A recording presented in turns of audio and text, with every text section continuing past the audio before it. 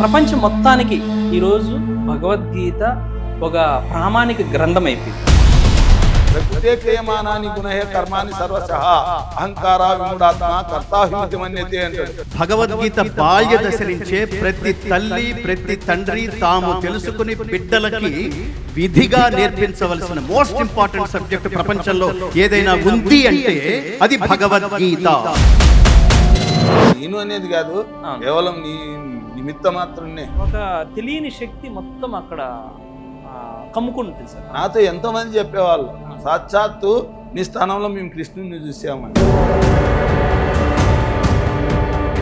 మీ వాక్కు ప్రారంభమైన తర్వాత మీ స్వరూపం మారిపోతుంది సార్. ప్రకృతి వలన పుట్టిన సత్వరజస్తమో గుణముల చేతనే సర్వకార్యములు జరుగుతుండగా అహంకారంచే వివేక శూన్యమగ మనస్సు గలవాడు తానే చేయుచున్నానని తలంచుతున్నాడు.